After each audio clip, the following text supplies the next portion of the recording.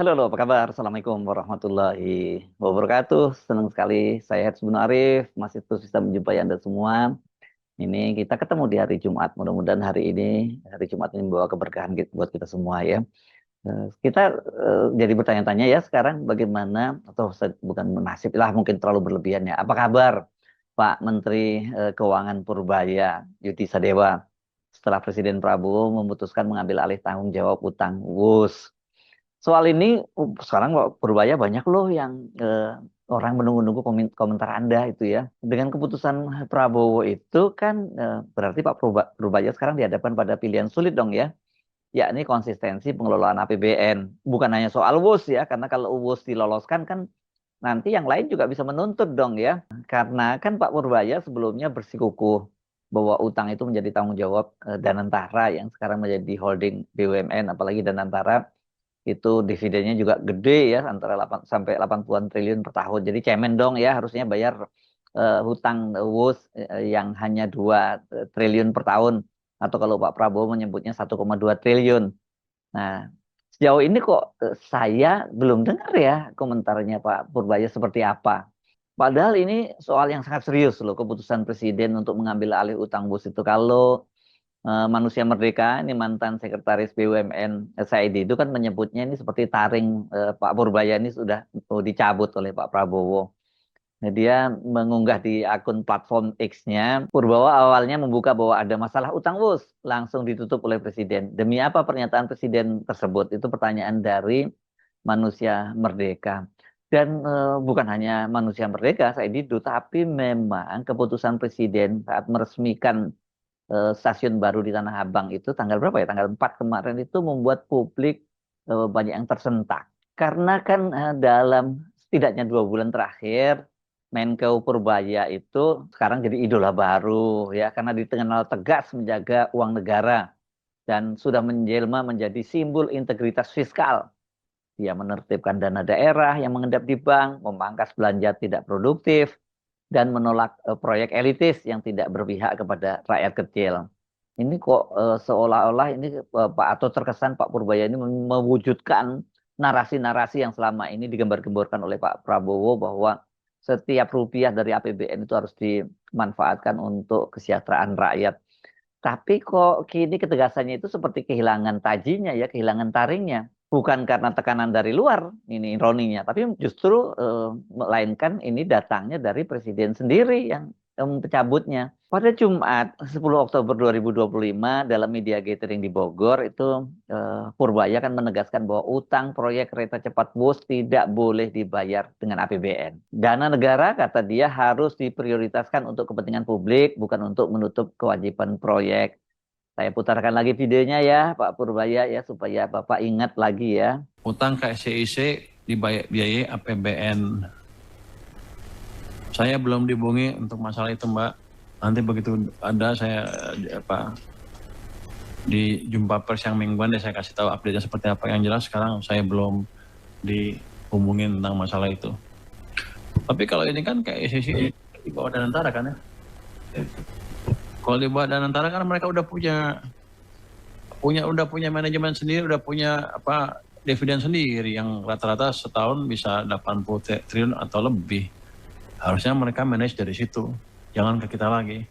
Karena kan kalau enggak ya semuanya ke kita lagi, termasuk dividennya. Jadi ini kan mau dipisahin swasta sama government. Jangan kalau enak swasta, kalau nggak enak government. Saya pikir begitu ya Pak. Posisi saya sekarang, yang saya tahu seperti itu, karena saya belum disusun dengan mereka. Namun beberapa minggu kemudian Presiden Prabowo Subianto, bosnya atau bos besarnya Pak Purbaya kan ngomong sebaliknya. Yang dia menyatakan kalau ada masalah dengan proyek WUS, ya itu tanggung jawabnya Pak Prabowo. Saya ambil tanggung jawabnya kan kata Pak Prabowo begitu. Saya itu tentu adalah negara dan kalau ngomongin negara itu ya berarti APBN. Pernyataan itu memang terdengar sangat heroik. Tapi di telinga para ekonom, di telinga rakyat itu bunyinya jelas. Beban WUS berpotensi itu masuk jadi beban APBN atau kalau itu ekonom nyebutnya APBN. Tapi kalau rakyat ya duit pajak gua dipakai untuk proyeknya Jokowi, proyek kereta cepat Cina gitu. yang tadinya dibangga-banggakan Jokowi jadi salah satu monumen peninggalan dia lah, warisan dia gitu. Yang diwariskan bukan kehebatan Wus, kereta cepat, tapi justru utang, justru pajak. Utang untuk kereta Wus itu nilainya mencapai 7,23 miliar. Saya ngajak Anda untuk tidak melihat dari hitungan dolarnya, tapi hitungan kursnya. Karena kurs rupiahnya itu kan sekarang terus melemah terhadap dolar. Sebelumnya kan disebutkan itu nilainya sekitar 116 triliun. Tapi sekarang ini kalau hari ini ya saya baca buka-buka kurs itu katanya tembus 16.701 rupiah per US dollar tanggal 7 November ini ya. Berarti angka utangnya itu sudah membengkak menjadi 120,75 triliun. Jadi kalau semakin kurs kita melemah terhadap dolar ya akan semakin tinggi cicilannya, semakin berat pemerintah untuk membayarnya. Nah, tapi kalau turun, ya itu angkanya turun. Tapi apa iya bisa turun di bawah 16.000 gitu kok. Dengan situasi perekonomian kita yang sekarang rasanya berat ya.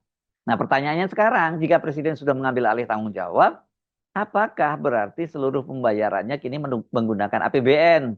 Atau seperti kata Purbaya kan itu kan harusnya jadi tanggung jawab Danantara Holding yang kereta api PT KAI yang jadi induk dari kereta cepat Cina ini kan juga berada di bawah Danantara. Misalnya mungkin Pak Purbaya bisa masih menego lah. Oke lah kalau gitu APBN separuh aja, separuhnya Danantara. Mungkin bisa seperti itu.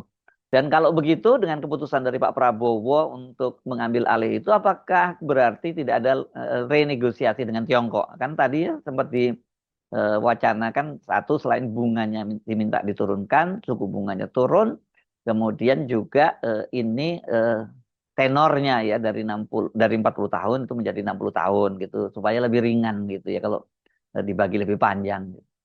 Pertanyaan-pertanyaan ini bukan sekedar teknis ekonomi, ini soal arah apakah negara masih dikelola dengan disiplin fiskal seperti yang sekarang ini coba dikendalikan oleh Purbaya.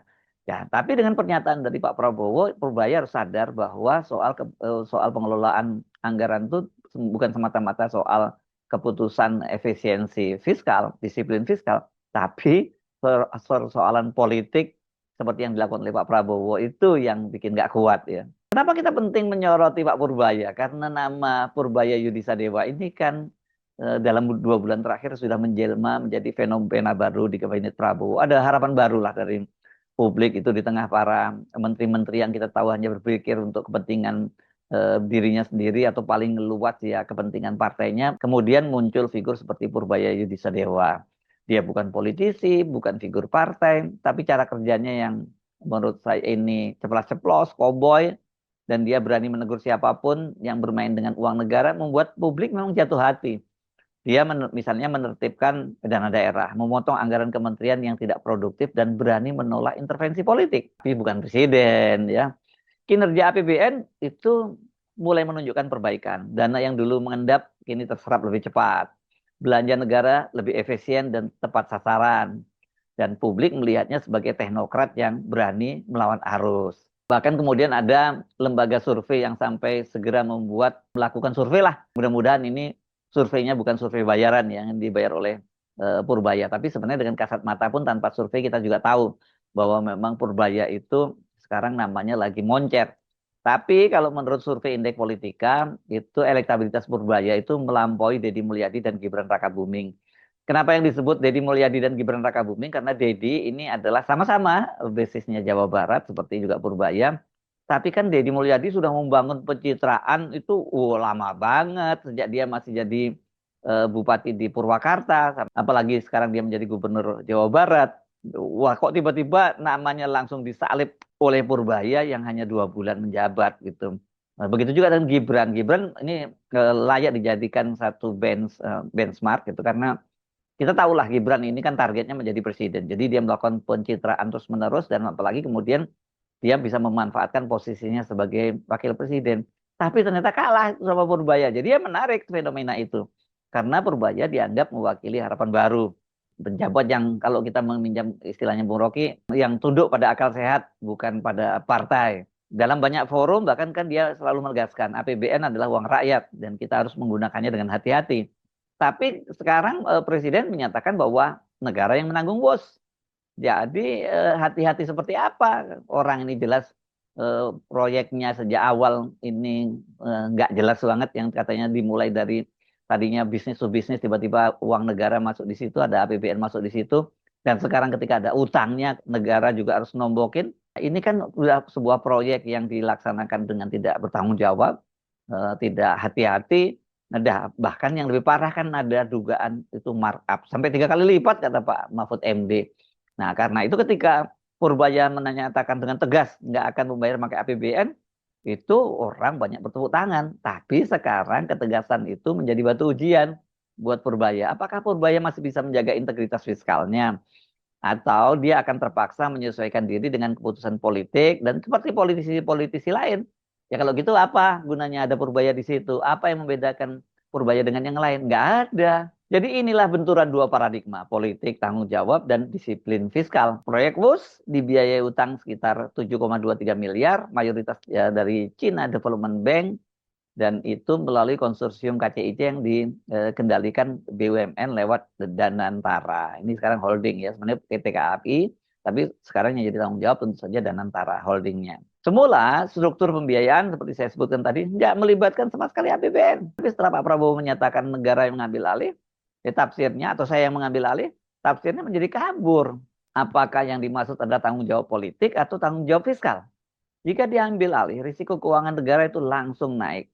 Defisit itu bisa melebar loh di tengah rupiah yang sudah tembus 16.700 per US dollar. Dan jika renegosiasi utang dengan China Development Bank berhenti, artinya nggak perlu lagi rundingan karena sudah diambil alih tanggung jawabnya oleh Pak Prabowo, ya posisi tawar Indonesia makin melemah, seolah mengakui beban penuh ada di negara.